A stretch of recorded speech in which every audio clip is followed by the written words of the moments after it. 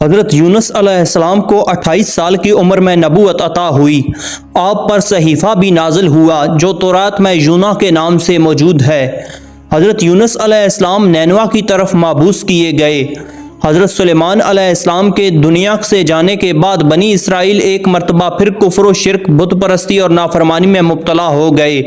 جب اللہ تعالیٰ کی ذات پر سے یقین ٹوٹنے لگا، اللہ کے احکام سے روح گردانی ہونے لگے اور لوگ مال و دولت کی محبت میں مبتلا ہو گئے تو قانون قدرت حرکت میں آ گیا۔ بنی اسرائیل پر ایک بادشاہ بخت نصر کا غلبہ ہو گیا۔ بخت نصر کے لشکر نے بیت المقدس میں قتل و خون ریزی کا بازار گرم کر دیا۔ اس نے 70,000 کے قریب لوگوں کو مار دیا اور اتنے ہی لوگ قیدی بن گئے۔ اس زمانے میں دریائے دجلہ کے کنارے نینوا ایک چھوٹی سی بستی تھی۔ یہاں بادشاہوں نے عمارتیں اور مندر بنانا شروع کر دیے۔ اس طرح یہ چھوٹی سی بستی بہت بڑے شہر میں تبدیل ہو گئی۔ یہ وہ وقت تھا جب نینوا میں شراب نوشی، زناکاری اور ہر قسم کے گناہوں کا بازار گرم تھا۔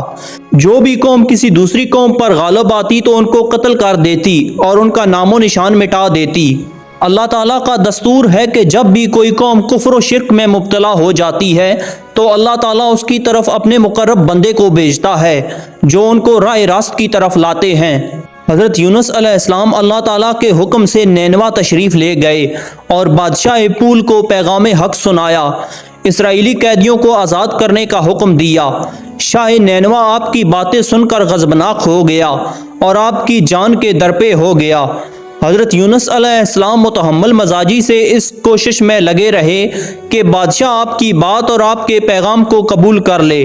جب بہت زیادہ کوششوں کے بعد حضرت یونس علیہ السلام کی بات بادشاہ نے نہ مانی تو حضرت یونس علیہ السلام عوام کی طرف متوجہ ہوئے اور انہیں توحید کی دعوت دی، شرک و بت پرستی اور دیگر اخلاقی برائیوں سے منع فرمایا۔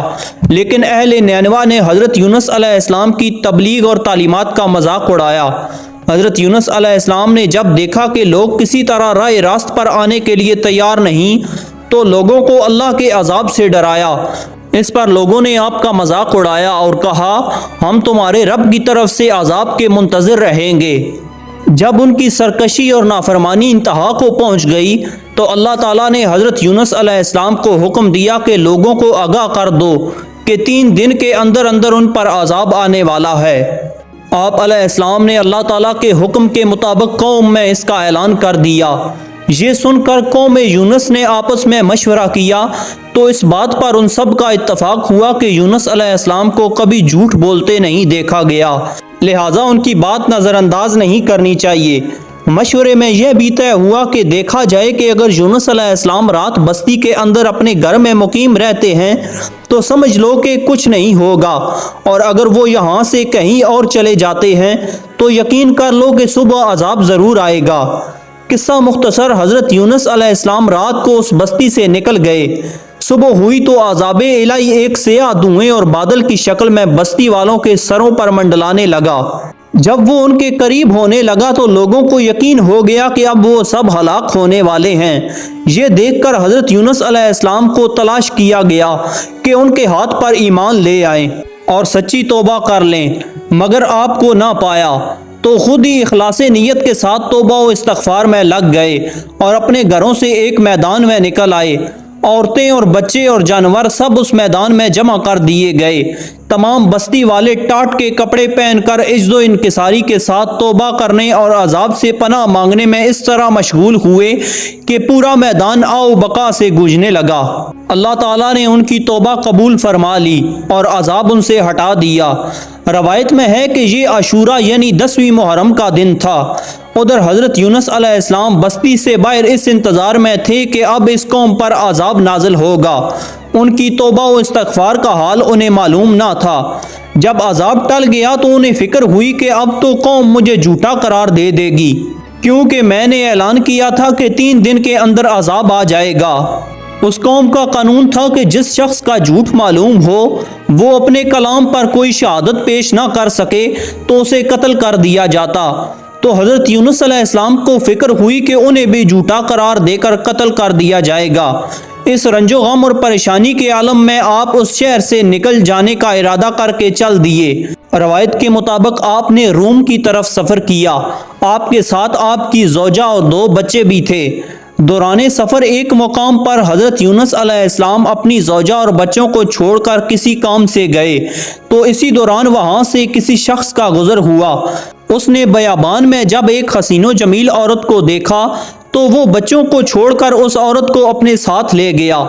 حضرت یونس علیہ السلام جب واپس تشریف لائے تو اس واقعہ کو اللہ تعالیٰ کی حکمت سمجھ کر خاموش ہو گئے اور بچوں کو ساتھ لے کر دوبارہ سفر شروع کر دیا۔ راستے میں ایک ندی عبور کرنی تھی۔ آپ اپنے ایک بیٹے کو ندی کے کنارے چھوڑ کر دوسرے بیٹے کو کندھے پر سوار کر کے ندی عبور کرنے لگے۔ حضرت یونس علیہ السلام کے ذہن میں یہ بات تھی کہ ایک بیٹے کو دوسرے کنارے اتار کر واپس آ کر دوسرے بیٹے کو لے جائیں گے۔ جب آپ ندی کے درمیان میں پہنچے تو ایک تیز لہر آئی اور بچہ پانی میں گر گیا۔ پانی کی تیز و تند لہریں بچے کو بہا کر لے گئیں۔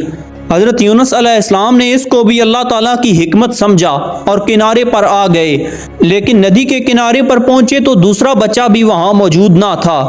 حضرت یونس علیہ السلام اکیلے سفر کرتے ہوئے دریائے فرات کے کنارے پہنچے۔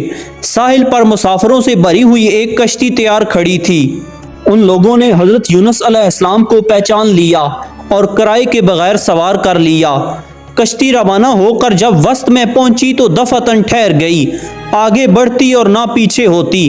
کشتی والوں نے منادی کی کہ ہماری اس کشتی میں کوئی ظالم گناہگار یا بھاگا ہوا غلام سوار ہو جاتا ہے تو یہ کشتی خود بخود رک جاتی ہے۔ ایسے آدمی کو چاہیے کہ خود کو ظاہر کر دے تاکہ اس کی وجہ سے سب پر مصیبت نہ آئے۔ حضرت یونس علیہ السلام بول اٹھے، وہ بھاگا ہوا غلام میں ہی ہوں، کیونکہ اپنے شہر سے نکل کر کشتی میں سوار ہونا ایک طبی خوف کی وجہ سے تھا، باذن الہی نہ تھا۔ حضرت یونس علیہ السلام نے فرمایا، مجھے دریا میں ڈال دو تو تم سب اس عذاب سے بچ جاؤ گے، مگر کشتی والے اس پر تیار نہ ہوئے، بلکہ انہوں نے قرآن اندازی کی تاکہ جس کا نام نکلے اسے دریا میں ڈال دیا جائے، لیکن قرآن اندازی میں بھی آپ ہی کا نام نکل آیا۔ لوگوں کو اس پر تعجب ہوا تو کئی مرتبہ قرآن اندازی کی گئی اور ہر مرتبہ آپ علیہ السلام کا ہی نام نکلا۔ چنانچہ قرآن کریم کی سورۃ صافات کے اندر حضرت یونس علیہ السلام کو دریا میں ڈالے جانے اور قرآن اندازی کا ذکر موجود ہے۔ ایک طرف قرآن اندازی میں نام نکلنے پر آپ علیہ السلام کو دریا میں ڈالے جانے کا سامان ہو رہا تھا، دوسری طرف ایک بہت بڑی مچھلی اللہ تعالیٰ کے حکم پر کشتی کے قریب منہ کھولے موجود تھی کہ آپ علیہ السلام کو اپنے پیٹ میں جگہ دے۔ حضرت یونس علیہ السلام جیسے ہی پانی میں گئے، مچھلی نے فوراً انہیں اپنے پیٹ میں لے لیا۔ حضرت عبداللہ بن مسعود نے فرمایا، حضرت یونس علیہ السلام اس مچھلی کے پیٹ میں 40 روز رہے، یہ انہیں زمین کی تہہ تک لے جاتی اور دور دراز کی مسافتوں میں پھراتی رہی۔ بعض افراد نے 7، بعض نے 5 اور کئی ایک نے مچھلی کے پیٹ میں رہنے کی مدت چند گھنٹے لکھی ہے۔ حقیقت حال تو اللہ تعالیٰ ہی کو معلوم ہے۔ اس حال میں حضرت یونس علیہ السلام نے دعا کی، لا الہ الا انت سبحانک انی کنت من الظالمین، تو اللہ تعالیٰ نے دعا قبول فرمائی اور مچھلی نے آپ علیہ السلام کو باہر صحیح سالم حالت میں کنارے پر ڈال دیا۔ مچھلی کے پیٹ میں گرمی کی وجہ سے ان کے بدن پر کوئی بال نہ رہا تھا۔ اللہ تعالیٰ نے ان کے قریب ایک درخت اگا دیا جس کے پتوں کا سایہ آپ کے لیے راحت کا سبب بن گیا۔ روایات میں آتا ہے کہ وہ کدو کا درخت تھا۔ اس کے علاوہ اللہ تعالیٰ کے حکم سے صبح و شام ایک جنگلی بکری حضرت یونس علیہ السلام کے پاس آ کھڑی ہوتی اور آپ اس کا دودھ پی لیتے۔ آہستہ آہستہ آپ علیہ السلام کی صحت بحال ہونے لگی اور آپ اس مقام پر جھونپڑی بنا کر رہنے لگے۔ ابھی آپ کے قیام کو چند ہی روز گزرے تھے کہ اس بیل کے درخت کی جڑ کو دیمک نے کھا لیا۔ حضرت یونس علیہ السلام درخت سوکھ جانے پر پریشان ہوئے۔ اس وقت اللہ تعالیٰ نے آپ کو مخاطب کرتے ہوئے فرمایا، تم اس درخت کے اجڑنے پر رنجیدہ ہو، لیکن تم نے یہ نہیں سوچا کہ نینوا جو 1 لاکھ سے زائد افراد پر مشتمل شہر ہے، کیا مجھے اس کے برباد ہونے پر ناگواری نہیں ہوگی؟ اس پر حضرت یونس علیہ السلام نے پھر بارگاہ الہی میں سجدہ ریز ہو کر توبہ و استغفار کی۔ اللہ تعالیٰ نے آپ کو حکم دیا کہ دوبارہ اپنی قوم کی ہدایت و رہبری کے لیے نینوا جاؤ۔ حضرت یونس علیہ السلام اپنی قوم میں پہنچے تو اہل نینوا نے آپ کا پرجوش استقبال کیا اور پوری قوم آپ کی تعلیمات پر عمل پیرا ہو کر اللہ تعالیٰ کی وحدانیت پر ایمان لے آئی۔ اللہ تعالیٰ نے قرآن مجید میں ارشاد فرمایا، اس کے بعد ہم نے اسے 1,00,000 یا اس سے زائد لوگوں کی طرف بھیجا اور وہ ایمان لائے، اور ہم نے ایک خاص وقت تک انہیں باقی رکھا۔ اس کے بعد حضرت یونس علیہ السلام کی بیوی اور بچے جو اللہ تعالیٰ کی حکمت کے سبب لے لیے گئے تھے وہ بھی آپ کو دوبارہ مل گئے۔ حضرت ابو ہریرہ سے روایت ہے کہ رسول اللہ صلی اللہ علیہ وسلم نے فرمایا، جب اللہ تعالیٰ نے یونس کو مچھلی کے پیٹ میں قید کرنے کا ارادہ فرمایا تو مچھلی کو حکم دیا کہ ان کو لے لو، لیکن ان کے گوشت پر تیرا کوئی حق نہیں، کیونکہ یہ تیری غذا نہیں ہے۔ جب مچھلی آپ کو لے کر سمندر کی انتہائی نچلی سطح میں پہنچی تو آپ علیہ السلام نے کچھ آہٹیں سنی۔ اس پر اللہ تعالیٰ نے وحی فرمائی اور حضرت یونس علیہ السلام سے فرمایا کہ یہ سمندری جانوروں کی تسبیح ہے۔ اس موقع پر حضرت یونس علیہ السلام نے بھی تسبیح کی۔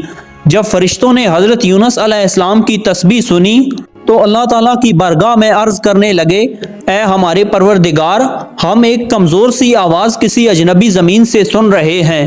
اللہ تعالیٰ نے فرمایا، یہ میرا بندہ یونس ہے۔ فرشتوں نے عرض کیا، وہ تو نیک بندے ہیں اور ان کی طرف سے ہر شب و روز آپ کے پاس نیک عمل پہنچتا ہے۔ اللہ تعالیٰ نے فرمایا، ہاں یہ میری بہت اچھی تسبیح کرتے ہیں۔ پھر فرشتوں نے اللہ تعالیٰ کے حضور حضرت یونس علیہ السلام کی سفارش کی تو اللہ تعالیٰ نے مچھلی کو حکم دیا اور اس نے آپ علیہ السلام کو سمندر کے کنارے ڈال دیا۔ آپ کا بدن مچھلی کے پیٹ میں رہنے سے انتہائی لاغر اور کمزور ہو چکا تھا۔ حضرت ابن عباس اور حضرت زید فرماتے ہیں کہ جب بچہ پیدا ہوتا ہے اس وقت کے بچے کی طرح آپ کی حالت تھی اور بالکل دھنی ہوئی روئی کی طرح نرم و نازک تھے اور بدن پر کچھ نہ تھا۔ روایات میں آتا ہے کہ جب آپ علیہ السلام مچھلی کے پیٹ میں ٹھہر گئے تو گمان کیا کہ شاید وفات پا گئے ہیں۔ اس پر آپ نے اپنے اعضاء کو ہلایا تو ان میں حرکت ہوئی تو فوراً سجدہ ریز ہو گئے اور بارگاہ خداوندی میں عرض کیا، اے میرے پروردگار، میں تیرے لیے ایسی جگہ مسجد بناتا ہوں جہاں کسی دوسرے نے تیری عبادت نہ کی ہوگی۔ قرآن پاک میں اللہ تعالیٰ نے ارشاد فرمایا، پھر اگر وہ اللہ کی پاکی بیان نہ کرتے تو لوگوں کے اٹھائے جانے کے دن تک اس مچھلی کے پیٹ ہی میں رہتے۔ حضرت سعد بن مالک سے مروی ہے کہ نبی کریم صلی اللہ علیہ وسلم نے فرمایا، اللہ کو اس کے نام کے ساتھ پکارا جائے تو دعا قبول ہوتی ہے اور جو مانگا جائے اللہ تعالیٰ عطا فرماتے ہیں، یعنی حضرت یونس علیہ السلام کی دعا کے ساتھ۔ راوی کہتے ہیں کہ میں نے استفسار کیا، یا رسول اللہ صلی اللہ علیہ وسلم، یہ حضرت یونس کے لیے خاص ہے یا تمام مسلمانوں کے لیے ہے؟ آپ صلی اللہ علیہ وسلم نے فرمایا، یہ حضرت یونس علیہ السلام کے لیے خاص ہے اور مومنین کے لیے عام ہے۔ کیا تم نے اللہ کے فرمان کو نہیں سنا؟ پھر یونس نے اپنے رب کو تاریکیوں میں پکارا، لا الہ الا انت سبحانک انی کنت من الظالمین، یعنی تیرے سوا کوئی معبود نہیں، تو پاک ہے، بے شک میں ہی قصوروار ہوں۔ تو ہم نے اس کی دعا قبول کی اور اس کو غم سے نجات دی اور ہم مومنین کو اس طرح نجات دیتے ہیں۔ حضرت سعد سے مروی ہے کہ رسول اللہ صلی اللہ علیہ وسلم نے فرمایا، جس نے حضرت یونس علیہ السلام کی دعا کے ساتھ دعا کی اس کی دعا ضرور قبول ہوگی۔ پچھلی اقوام میں قوم یونس کی مثال سب سے منفرد ہے کہ جس نے عذاب کے وقوع ہونے سے پہلے ہی صدقے دل کے ساتھ عاجزی و آوزاری کرتے ہوئے توبہ و استغفار کیا اور اللہ تعالیٰ نے اس قوم سے اپنا عذاب ہٹا دیا، جبکہ قوم نوح، قوم ہود، قوم صالح اور قوم لوط وغیرہ عذاب سے ڈرانے کے باوجود شرک و کفر میں ڈٹی رہی اور عذاب کی بات کو مذاق سمجھتی رہی، چنانچہ عذاب الہی کا شکار ہو کر ہمیشہ کے لیے نیست و نابود ہو گئیں۔ قرآن مجید میں اللہ تعالیٰ فرماتے ہیں، پس کوئی بستی ایسی کیوں نہ ہوئی کہ ایمان لاتی تو اس کا ایمان اسے نفع دیتا، سوائے یونس کی قوم کے۔ جب وہ ایمان لائی تو ہم نے دنیاوی زندگی میں ان سے رسوائی کا عذاب دور کر دیا اور ایک مدت تک ان کو دنیاوی فوائد سے بہرہ مند رکھا۔ اس واقعہ سے ہمیں یہ سبق ملتا ہے کہ دنیا کا عذاب سامنے آ جانے پر بھی توبہ کا دروازہ بند نہیں ہوتا، بلکہ توبہ قبول ہو سکتی ہے۔ البتہ آخرت کا عذاب سامنے آ جانے کے وقت توبہ قبول نہیں ہوتی، اور عذاب آخرت کا سامنے آنا قیامت کے دن ہوگا یا موت کے وقت۔ جیسے کہ حدیث میں آتا ہے کہ اللہ تعالیٰ بندے کی توبہ قبول فرماتے رہتے ہیں جب تک وہ غرغرہ کی حالت میں نہ پہنچ جائے، غرغرہ کی حالت سے مراد موت کا وہ وقت ہے کہ جب نزع کے وقت فرشتے سامنے آ جاتے ہیں۔ اس وقت دنیا کی زندگی ختم ہو کر آخرت کے احکام شروع ہو جاتے ہیں، اس لیے اس وقت کا کوئی عمل قابل قبول نہیں۔ ناظرین، اگر آپ کو ہماری یہ ویڈیو پسند آئی ہو تو ویڈیو کو لائک اور چینل کو سبسکرائب ضرور سے کر دینا۔ اپنا بہت سارا خیال رکھیے گا، ساتھ ہمارے اس چینل کا بھی۔ اللہ حافظ۔